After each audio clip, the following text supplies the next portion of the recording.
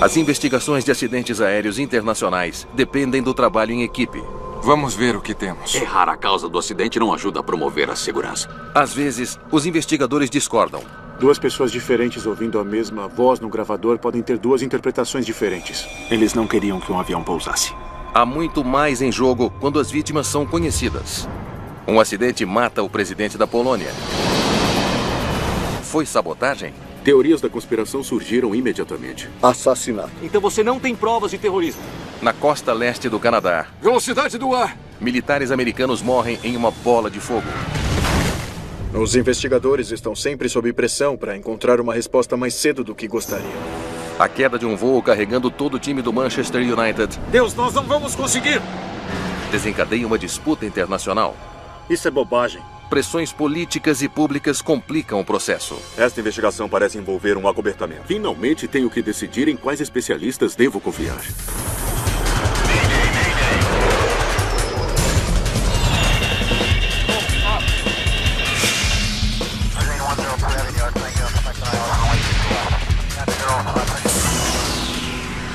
Especial de Mayday Desastres Aéreos. Esta é uma história real baseada em relatórios oficiais e relatos de testemunhas. Teorias controversas. Uma neve leve cai no aeroporto de Munique, na Alemanha Ocidental. 6 de fevereiro de 1958. Um Airspeed Ambassador da British Airways espera na pista. O luxuoso avião bimotor é também conhecido como o Elizabetano. O seu comandante é James Stein, de 36 anos. Ele é um ex-piloto da Força Aérea Britânica com uma ficha de serviço impecável. Felizmente. Kenneth Raymond, o copiloto de 38 anos, é um as da Segunda Guerra Mundial. Eles estão trazendo para casa um grupo extraordinário de passageiros, o time de futebol do Manchester United. Na década de 1950, eles estão entre alguns dos esportistas mais famosos do planeta. No dia anterior, eles haviam enfrentado o Estrela Vermelha em Belgrado no jogo eliminatório da Copa Europa. O Manchester United é provavelmente o time mais conhecido, o time mais famoso que este país já viu. Harry Gregg é o goleiro e a estrela do time. Éramos um time jovem e maravilhoso, do qual eu sinto orgulho de ter participado. Depois de se classificarem para a semifinal da Copa Europa, os 17 jogadores estão entre os 38 passageiros que regressam ao Reino Unido. Munique 609 Zulu. Uniforme, estou pronto para decolar. Beeline 609, a sua liberação expira em 3-1. O tempo agora é de 3-0. Liberado para decolar. Vire à direita. Obrigado. Rodando. Com a temperatura perto do congelamento e a neve continuando a cair, Tain começa a corrida de decolagem. Potência total. Potência total. Eu estava lendo um livro que um dos rapazes havia me emprestado. Eu estava lendo o livro e começamos a descer a pista e eu olhei pela janela. Não havia nada demais. Temperaturas e pressões estão boas. 90. 100. Eles não estão recebendo empuxo suficiente. O avião não pode decolar. Abortar decolagem. De repente, eu vi as rodas travarem e destravarem e o avião começar a girar. Paramos um pouco de lado. Desculpe por isso. Houve flutuação do motor. 609, estamos abandonando a decolagem. Torre, por favor. Repita isso. Estamos abandonando a decolagem. Podemos voltar atrás, câmbio? O motor está acelerando. Eu acho que sim, é? O problema foi excesso de potência e acontecia com aquele motor em particular, naquela aeronave em particular. Era um motor Bristol Centaurus, era propenso a fazer isso, especialmente em aeroportos em grandes altitudes. Então um dos problemas era que os motores às vezes aceleravam demais. Veja isso. Temos excesso de potência no motor de bom bordo. Eles receberam uma explicação de que esse era um fenômeno bastante comum quando operavam o Elizabetano em Munique, por causa da grande altitude, que não era nada para se preocupar e eles foram aconselhados, ao acionar os aceleradores, se houvesse esse pico de aceleração, desacelerar o motor com o problema ligeiramente, reduzir a potência e levá-lo novamente para a potência máxima mais lentamente. Asas ainda parecem boas. Não tem que degelar. Sem alterações nas condições meteorológicas, Tain e Raymond tentam novamente. Torre de Munique, Beeline 609 Zulu. uniforme. Estou pronto para o táxi. Câmbio. A pista tem mais de 1.900 metros de comprimento. Mesmo com seu plano de aceleração gradual, o Elizabethano deveria ser capaz de decolar depois dos 1.200 metros. Os dois motores estão com a mesma potência. Estamos descendo a pista para a decolagem. Tudo parece bem. 105. V1. A velocidade 1 é o ponto sem volta. O avião está se movendo rápido demais para parar, mas ainda não está rápido o bastante para decolar. Raymond agora está esperando. Ele está esperando o TEM dizer 119 nós, que é V2. A 119 nós, o avião pode decolar. Mas algo dá errado. De repente, eles perdem velocidade. Deus, não vamos conseguir!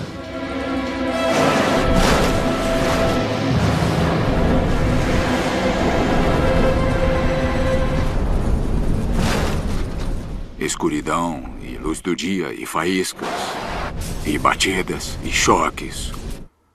Não dá para descrever.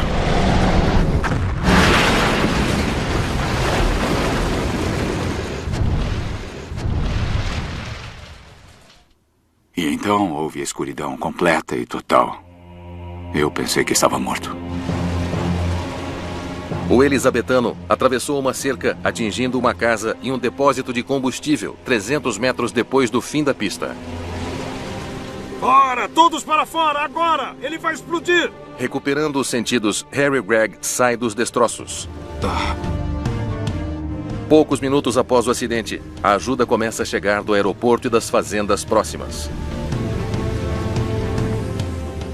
2 socorristas alemães sobem na asa e tiram Kenneth Raymond dos destroços. Ele está gravemente ferido. 21 pessoas estão mortas. 10 são jogadores da equipe do Manchester United. Muitos outros passageiros estão gravemente feridos. O Manchester United, um dos maiores times de futebol do mundo, está devastado. Foi uma coisa maravilhosa que, infelizmente, deu errado. 6 horas após o acidente, com a imprensa convergindo para o local, Hans Reichel, o investigador-chefe de acidentes da Alemanha, começa sua busca por respostas. É claro que a primeira coisa que lhe ocorreu era a possibilidade de gelo nas asas. Então ele partiu em busca disso e com certeza encontrou. Gelo nas asas teria evitado que o avião ganhasse sustentação suficiente para decolar na velocidade mínima. A aeronave destruída estava coberta por uma camada de neve de cerca de 8 centímetros de espessura. Reichel descobre que as únicas superfícies livres de gelo estão perto dos motores. Ele presume que toda a asa estava coberta de gelo antes do acidente e que durante a tentativa de decolagem, as hélices sopraram o gelo atrás delas. À medida que a investigação avança, o copiloto Kevin Raymond não resiste aos ferimentos, deixando o piloto James Stein para enfrentar o inquérito alemão oficial sobre o acidente sozinho. Devo começar? A investigação alemã de imediato pareceu assumir esse papel antagônico de presumir que alguém estava sendo julgado e tendo que provar sua inocência. Hans Reichel baseia-se no testemunho de neve nas asas e no relato do próprio Stein de que ele não fez o degelo. Asas ainda parecem boas. Não tem que degelar. James Stein explica que a temperatura da tarde do acidente estava perto do congelamento. O Stein viu a água pingando do bordo de ataque. Então ele sabia que a neve estava derretendo. E, é claro, isso o convenceu novamente de que as asas não precisavam de degelo. Mas então, Hans Reichel apresenta uma evidência controversa. Uma fotografia tirada no dia do acidente. Parecia mostrar uma área branca no topo das asas, o que certamente foi interpretado como uma camada de neve ou gelo. Todos os outros aviões que saíram de Munique naquele dia fizeram degelo, mas não o Elizabethano. Para o investigador Hans Reichel, a falha da tripulação em fazer o degelo é a principal causa do acidente. Além da capa de gelo, não encontrei nada que possa ter sido a causa do acidente ou ter contribuído para ele. Em março de 1959, um ano após a tragédia em Munique, o governo alemão divulgou seu relatório oficial, que põe toda a culpa no comandante James Stein. Gelo. Gelo nas asas. Eles diziam que estava lá antes do acidente.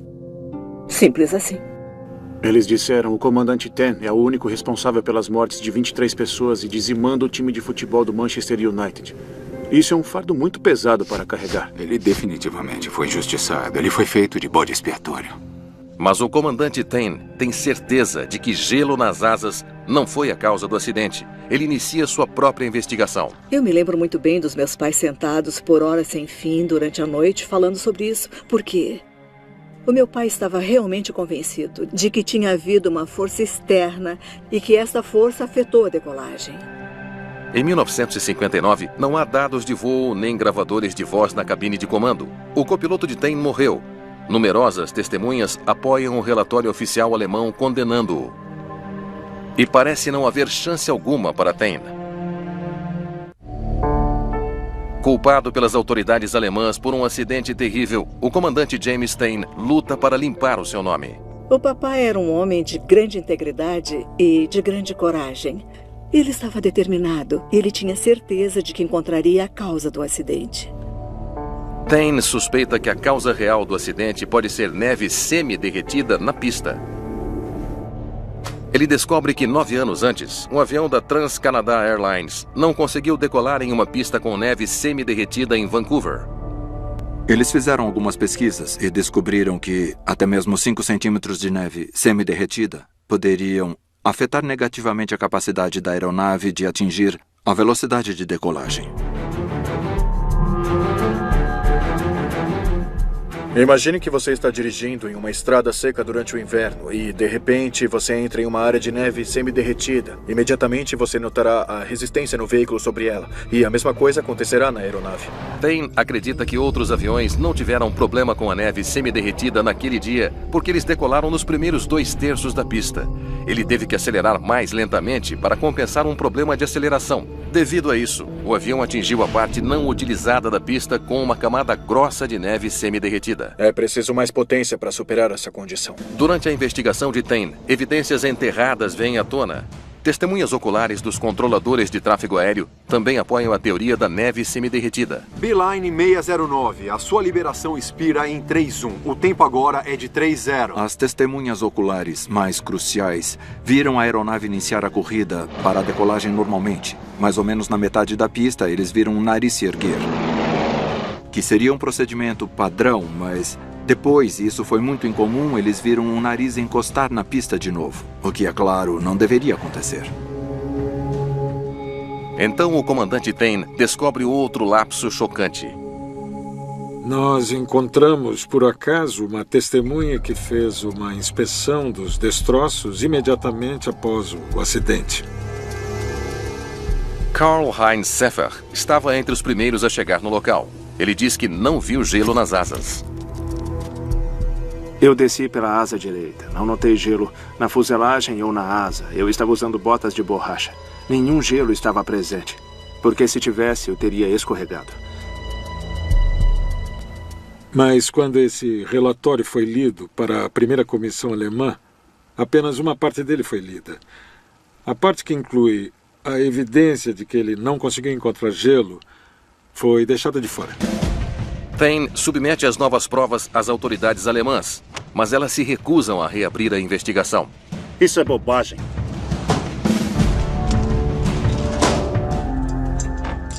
Em 1961, a British Airways demite oficialmente Stein. Então eles o demitiram e ele ficou arrasado com isso. Stein está mais determinado do que nunca a limpar o seu nome. Ele apela aos governos alemão e britânico para que reabram a investigação. Em 1965, os alemães concordam. Este é o relatório que dei às autoridades alemãs. Bem, não há dúvida sobre isso. A aeronave entrou em uma poça de neve semiderretida e a água durante a corrida da decolagem.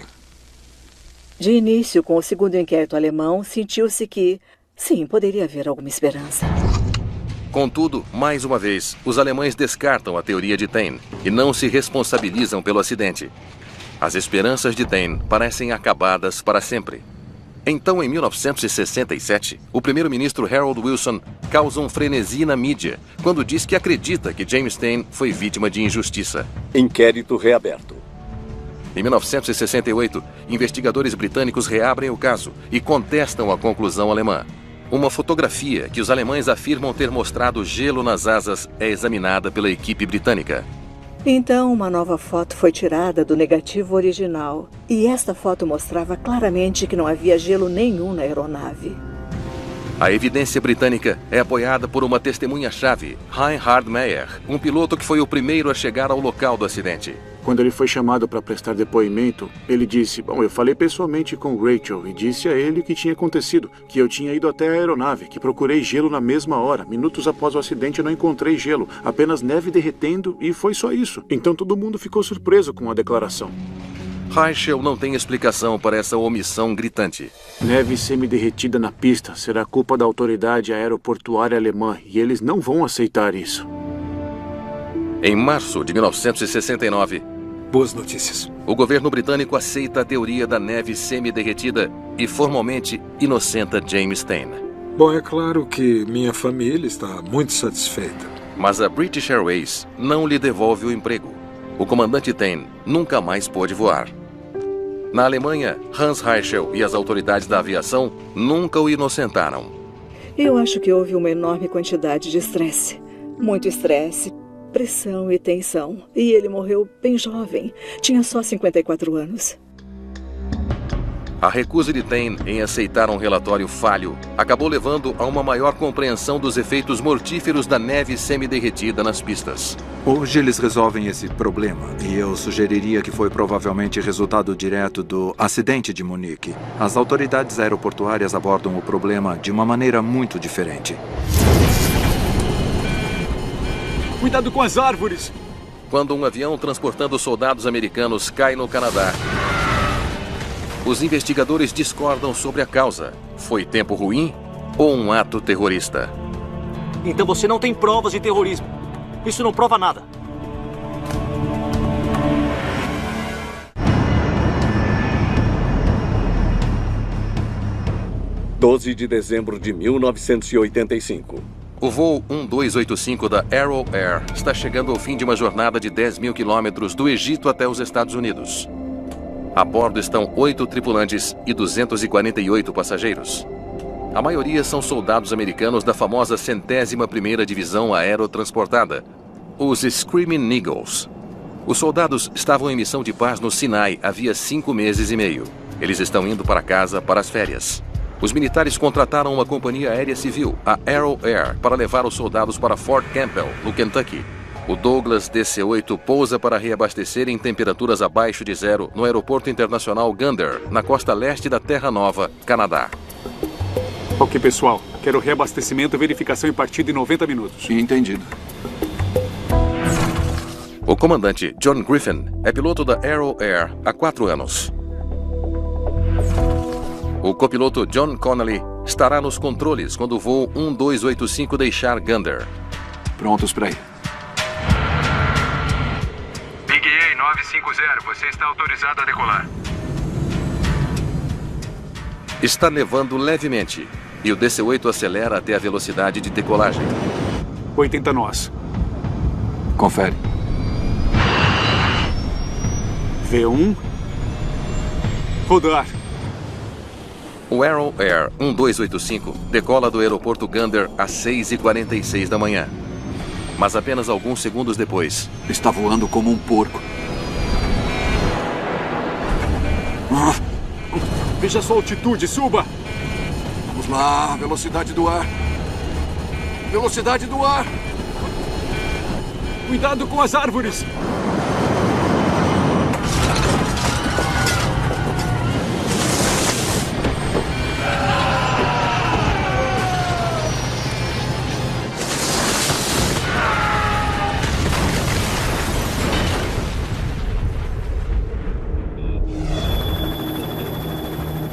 O acidente tirou a vida de todas as 256 pessoas a bordo. Os investigadores David McNair e Peter Bolg, do Conselho Canadense de Segurança da Aviação, ou CASB, chegam a uma cena de completa devastação.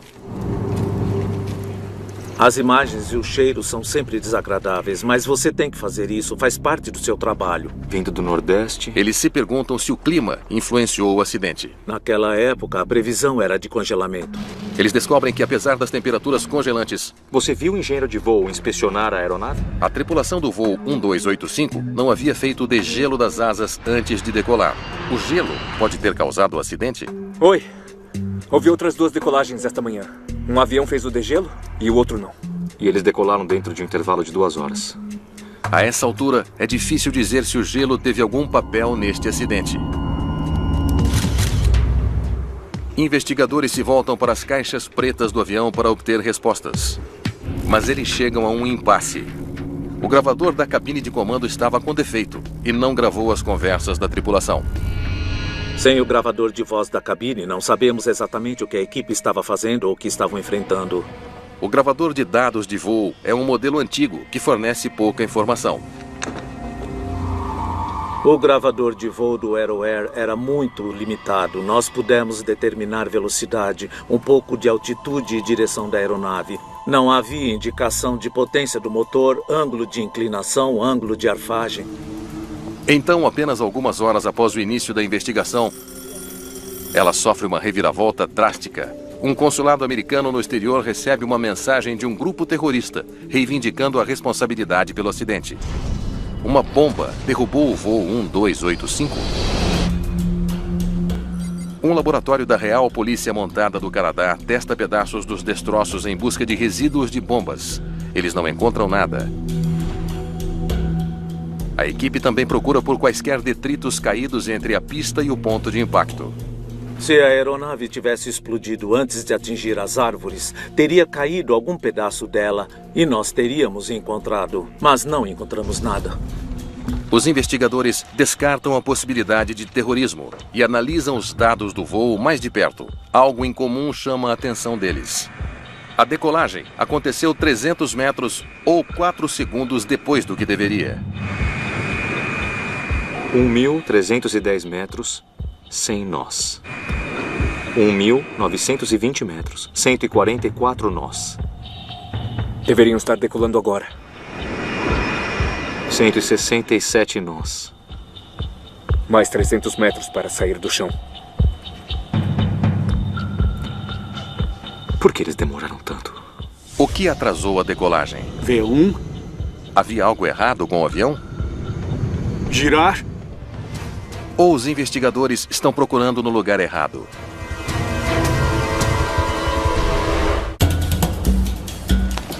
Decididos a descobrir por que o AeroAir 1285 demorou tanto para decolar, os investigadores voltam sua atenção para o peso da aeronave. São 46 mil quilos para combustível, passageiros e carga inalterados. A tripulação havia calculado que cada passageiro, mais sua bagagem, pesaria 77 quilos. Mas esse não era um voo comercial comum. Todos os 256 passageiros eram adultos, quase todos homens grandes, carregando equipamento militar. Estimamos que o peso mais realista teria sido de 100 quilos por passageiro. Isso inclui o passageiro, tudo o que eles carregavam e o equipamento que eles tinham. Os investigadores estimam o peso em mais de 24 mil quilos. Isso é 5.400 quilos mais pesado do que o peso registrado no manifesto de carga. Isso não chega nem perto. Mas esse avião estava voando com aquele peso a noite toda, decolando do Cairo e depois de Colônia, sem problema algum. O que havia em Gander que fez a diferença? Ok. Tem que ser isso aqui. Gelo e peso. Por que não voou? Tínhamos 2 razões. Uma era o peso e a outra era uma pequena quantidade de contaminação de gelo na aeronave. Os investigadores podem apenas supor. Ninguém em Gander viu gelo nas asas. Esse é um problema. Mas agora eles devem enfrentar outro. Alguns colegas da Comissão de Segurança Aérea do Canadá estão levantando sérias dúvidas sobre os resultados. Um dos que tem perguntas é o membro da comissão e especialista em aviação, Le Filota. Acredito que a frase que eles disseram sobre a aeronave foi: ela foi destruída por um incêndio alimentado por combustível. Nos primeiros relatórios, todo mundo que estava por lá citou a enorme explosão e a nuvem em forma de cogumelo. Filota se junta aos que especulam que o voo 1285 da Aero Air foi vítima de um plano terrorista. Filota aponta para evidências fotográficas para reforçar a sua teoria. Existiam muitas fotos que pareciam indicar que houve algum tipo de explosão a bordo.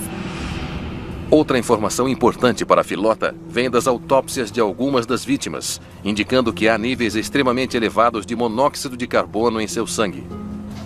Então, se eles têm produtos de combustão nos pulmões, a inferência natural é que eles devem ter respirado alguns produtos de combustão antes da queda. Que droga foi essa? Fumaça! Fumaça na cabine de comando! Fumaça! Mas os investigadores principais descartam as teorias de sabotagem. A intensidade extrema do fogo poderia ter causado um nível anormalmente alto de monóxido de carbono no sangue das vítimas. Não tem nada. Não tínhamos indícios de que foi um ato terrorista, mas tínhamos indícios de que havia um problema de desempenho da aeronave e problemas de congelamento. Então pesquisamos sobre os efeitos do gelo nas aeronaves. Usando um túnel de vento, os investigadores pulverizam uma asa com gelo para ver como isso afeta a sustentação. Os resultados são surpreendentes. Uma pequena quantidade de gelo, o equivalente à superfície de uma lixa, pode degradar seriamente uma aeronave grande. Isso foi uma grande surpresa para mim. Olha a altitude, suba! Velocidade do ar! Velocidade do ar! Se você tirar o gelo e tiver o mesmo peso, talvez não tenha o acidente. Se você tirar o peso adicional e ainda tiver o gelo, talvez você não tenha o acidente. Mas se você tiver os dois combinados, você terá o acidente. Os investigadores acreditam que tem um relatório convincente que explica a causa complexa do acidente do voo 1285. Gelo e peso. Mas 4 dos 9 membros do conselho discordam da conclusão do relatório. Os dissidentes tomam uma medida inédita e divulgam seu próprio relatório, citando uma explosão a bordo como a causa. É impossível que o gelo tenha sido um fator. Errar a causa do acidente não ajuda a promover a segurança. O fato de que houve muita controvérsia em torno dessa investigação foi muito infeliz, porque praticamente ignorou a segurança. As pessoas não acreditam que um pouquinho de gelo em uma grande asa terá um grande efeito, mas tem. O relatório oficial ainda prevalece, mas até hoje, os dois lados discordam sobre a causa do acidente. Nesse caso em particular, é claro, o que tivemos foi um resultado extraordinário, em que você tem um relatório majoritário e um minoritário que são profundamente divergentes, o que levanta tipos muito diferentes de possibilidades sobre o resultado desse acidente. É provável que a controvérsia nunca seja resolvida.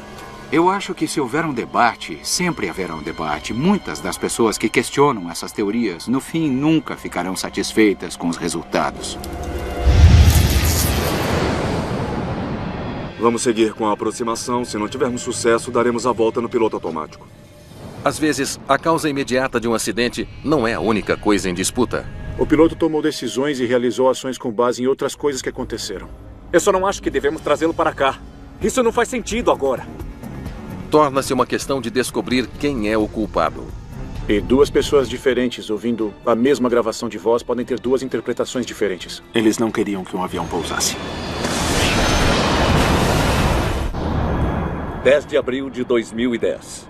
Indo da Polônia para a Rússia, o voo 101 da Força Aérea da Polônia transporta 89 passageiros, incluindo o presidente polonês Lech Kaczynski. Os passageiros estão a caminho de marcar um evento sombrio e controverso. Esse aniversário acontece no dia 10 de abril. Nesta data aconteceu uma grande tragédia polonesa. Foi nesta data que aconteceu o assassinato de soldados poloneses por Stalin na Segunda Guerra Mundial. Em 1940, As forças stalinistas obrigaram 22 mil oficiais e intelectuais poloneses a marchar até a floresta russa de Katyn para serem executados. Pela primeira vez, o governo russo reconheceu o crime cometido e a dor que os poloneses ainda sentem por esse crime. Ao visitar um memorial perto do local do massacre, o presidente polonês dá um importante passo em direção à reconciliação. Uma enorme responsabilidade recai sobre os ombros do comandante Arkadiusz Protasiuk e sua tripulação de aviadores militares de elite do Regimento Especial de Aviação polonês. Eles estão pilotando um Tupolev Tu-154M, um avião russo extremamente popular. Desacelerar. Depois de 1 hora de voo, pouco depois das 10 horas, o avião começa a descida para Smolensk, na Rússia. Polish 101, bom dia. Polish 101, recebido. Força Aérea Polonesa, temos neblina. A visibilidade é de 400 metros. Entendido. Força Aérea Polonesa 101. Nevoeiro, visibilidade de 400 metros. O nevoeiro era tão denso que não dava para ver nada. Você não conseguia ver sua mão na frente do rosto ou a pessoa bem ao seu lado. A base aérea de Smolensk não possui o equipamento necessário para uma aterrissagem guiada por rádio. Os pilotos primeiro terão de descer até os 100 metros e procurar a pista. Uma vez que a localizem, eles terão que pousar manualmente. O comandante Protasiuk desce mais com o seu avião para avaliar as condições de pouso. Mas à medida que se aproxima, o nevoeiro fica ainda mais intenso. Aproximando-se do marcador externo, no curso e no glide slope. Enquanto descem, de repente, soa um aviso de proximidade do solo. 100 metros. 90 metros. O comandante decide abortar o pouso. 40. Ele precisa subir, mas tem dificuldade. 20.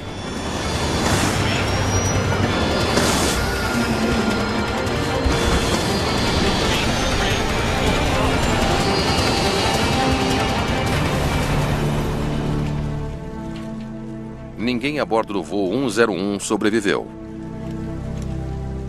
Um dos dias mais sombrios da história polonesa. Um dia que teria sido comemorado pelo próprio presidente. Agora será lembrado por mais uma tragédia. Notícias da morte do presidente polonês em solo russo chocam toda a Polônia. Devido ao relacionamento profundamente hostil entre a Polônia e a Rússia, surgiram teorias da conspiração imediatamente. Muitos poloneses estão convencidos de que o mundo acaba de testemunhar um assassinato, uma morte orquestrada pelos adversários políticos do presidente Kaczynski. Investigadores de acidentes aéreos russos chegam ao local do acidente. Eles são membros da Comissão de Aviação Interestadual, conhecida como MAC. Temos que mapear todos os quadrantes. Não é todo dia que eles têm que investigar uma queda de avião, e isso é uma questão da maior importância política. No local do acidente, a evidência está apontando em uma direção que não vai agradar aos poloneses. Por que tentariam pousar nessa neblina? Alguns afirmam que os pilotos poloneses não deveriam ter tentado pousar na neblina pesada. A teoria gera indignação na Polônia. Para os partidários da teoria da conspiração, era apenas mais um acobertamento dos russos.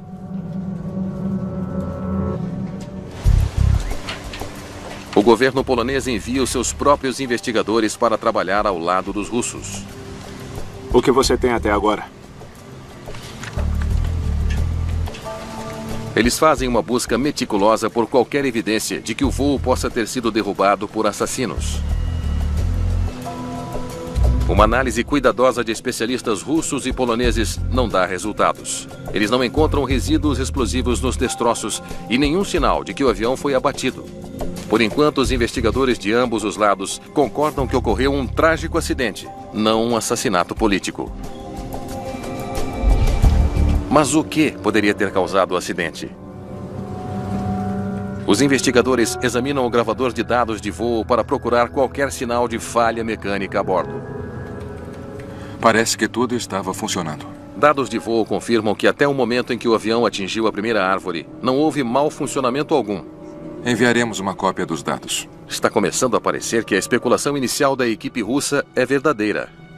Nevoeiro, visibilidade de 400 metros. Os pilotos poloneses podem ser os culpados. Somente pela combinação de todos os parâmetros seria possível responder às perguntas necessárias para elucidar os fatos. Será que a tripulação seguiu todos os procedimentos necessários? O avião estava funcionando corretamente até o fim? Olá, como vai? Ambas as equipes voltam sua atenção para o gravador de voz da cabine. Senhor diretor, há muita neblina e nas condições que temos agora, não seremos capazes de pousar.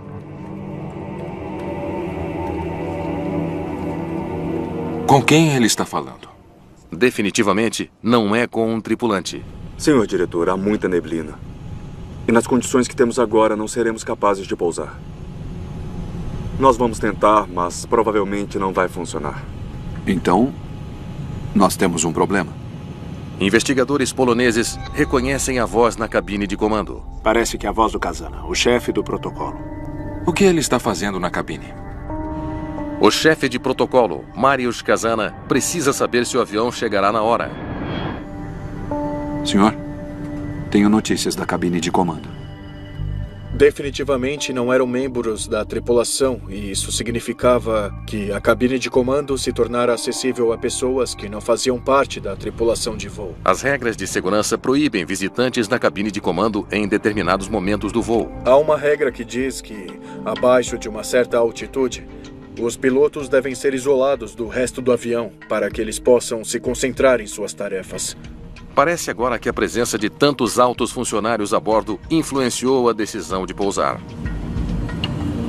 Nós descrevemos isso como pressão indireta, a pressão resultante do peso da tarefa e da missão que a tripulação estava completando. Senhor diretor, há muita neblina. Faremos uma tentativa, mas provavelmente não funcionará.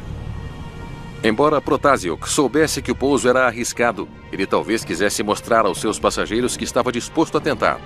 Ninguém quer decepcionar um presidente. Só para esclarecer, essa pessoa não deu instrução alguma, mas a sua presença em si na cabine de comando interrompeu o fluxo de trabalho, a tomada de decisões e a comunicação entre a tripulação. Ligue suas luzes de pouso. Luzes acesas. Os investigadores descobrem outro momento intrigante na cabine de comando.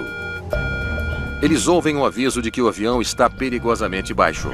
Mas, estranhamente, os pilotos parecem não reagir a isso. Não dá para enxergar nada. Por que eles não estão preocupados com a altitude? Deveriam estar. Os investigadores comparam a trajetória de voo do avião com altitudes indicadas pelo navegador. 40.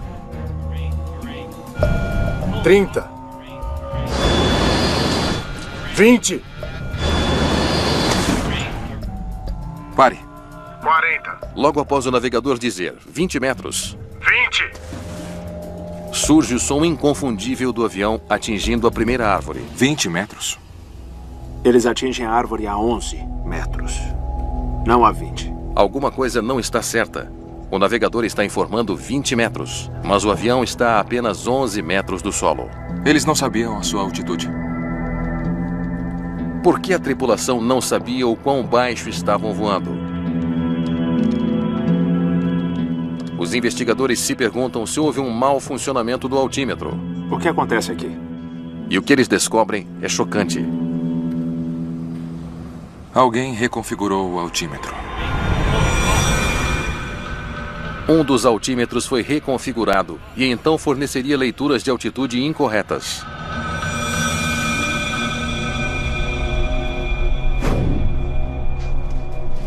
Por que um piloto faria isso?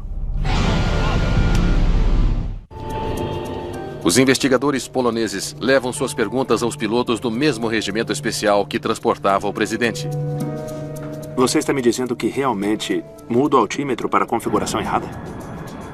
Eles descobrem que os pilotos às vezes reconfiguram o altímetro barométrico para silenciar os avisos constantes do Sistema de Alerta de Altitude de Terreno, ou TOLS. Inicie a reprodução. 90 metros. Pare a reprodução. Ele estava usando o altímetro de rádio. Em vez disso, a tripulação estava usando o altímetro de rádio. Ele usa ondas de rádio para medir a distância entre o avião e o solo. Mas o terreno perto da pista da base aérea de Smolensk é desigual. Os aviões têm que voar sobre um vale para alcançá-la. Veja o que acontece aqui. Quando o altímetro de rádio leu 100 metros, o jato da Força Aérea não estava 100 metros acima do aeroporto. Estava a 100 metros do fundo do vale. O altímetro de rádio estava dando informações enganosas. 30. 20. Usar o altímetro de rádio nessa etapa inicial da aproximação é um erro grave.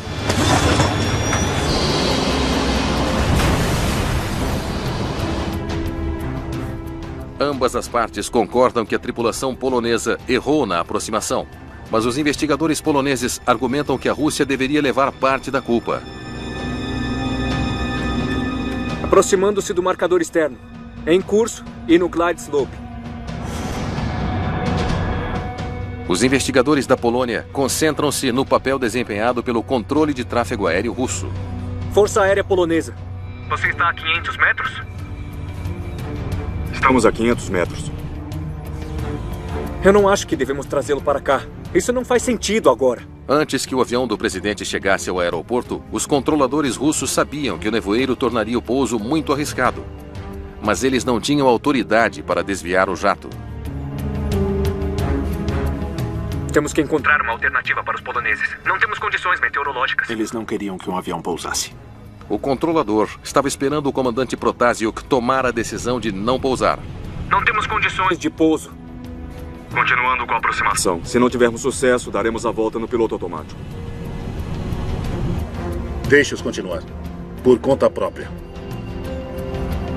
A mesma pressão indireta, eu acho que sofrida pelo comandante da aeronave, foi compartilhada pelos controladores da torre devido à natureza deste voo. Os investigadores poloneses produzem um relatório separado criticando o aeroporto de Smolensk por não ter recusado o avião e por não estar devidamente equipado. Por sua vez, os russos contestam as conclusões do relatório. O fracasso em chegar a um consenso apenas alimenta as suspeitas de que o presidente da Polônia foi assassinado. Você tem pessoas desesperadamente tentando entender o que houve e elas recebem informações que não estão qualificadas para avaliar. Eu não estou qualificado para avaliar as informações da comissão russa ou da polonesa ou dos especialistas na área. Eu não sou especialista. Então, finalmente, preciso decidir em quais especialistas eu confio. E talvez nenhum relatório oficial pudesse satisfazer os críticos de ambos os lados da dissensão russo-polonesa. Todo acidente deve nos ensinar uma lição. E precisamos realmente prestar muita atenção a todos os fatos que levaram a essa tragédia, porque aprender essa lição teve um custo muito alto.